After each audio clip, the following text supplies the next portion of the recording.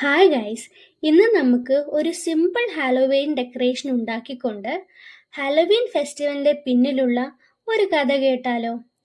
ഇന്ന് കേരളത്തിലെ കോളേജുകളിൽ വരെ നമ്മളൊരു എന്റർടൈൻമെന്റിന് വേണ്ടി ആഘോഷിച്ചു വരുന്ന ഹാലോവീൻ പാർട്ടിക്കു പിന്നിൽ ഏകദേശം 2000 വർഷം പഴക്കമുള്ള ഒരു ചരിത്രമുണ്ടെന്ന് പറഞ്ഞാൽ നിങ്ങൾ വിശ്വസിക്കുമോ?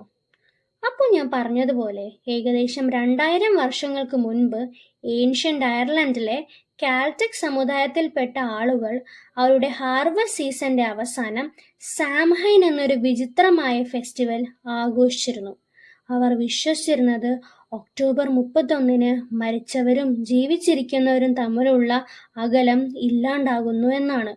ആ രാത്രികളിൽ ആത്മാക്കൾ ഭൂമിയിലേക്ക് തിരിച്ചു വരുമെന്നും അവരുടെ കൺമുമ്പിൽ പെടുന്ന ആളുകളെ മരിച്ചവരുടെ ലോകത്തേക്ക് കൊണ്ടുപോകുമെന്നും ഇവർ വിശ്വസിച്ചിരുന്നു.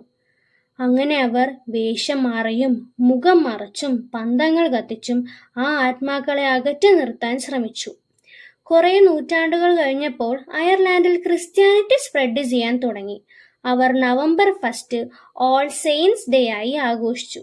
അതിന്റെ തലേന്ന് രാത്രി ഒക്ടോബർ 31 ഓൾ ഹാലോസ് ഈവായി മാറി. അതാണ് പിൽക്കാലത്ത് ഹലോവീൻ ഫെസ്റ്റിവൽ ആയത്. 1800-കളിൽ ഐറിഷ് വംശജർ അമേരിക്കയിലെത്തിയപ്പോൾ അവർ അവരുടെ കൂടെ ഹാലോവീൻ ഫെസ്റ്റിവലും കൊണ്ടുവന്നു.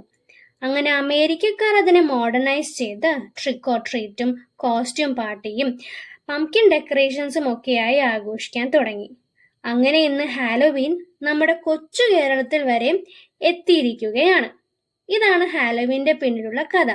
അപ്പോൾ പറയൂ, എങ്ങനെയുണ്ട് എൻ്റെ ഹാലോവീൻ ക്രാഫ്റ്റ്?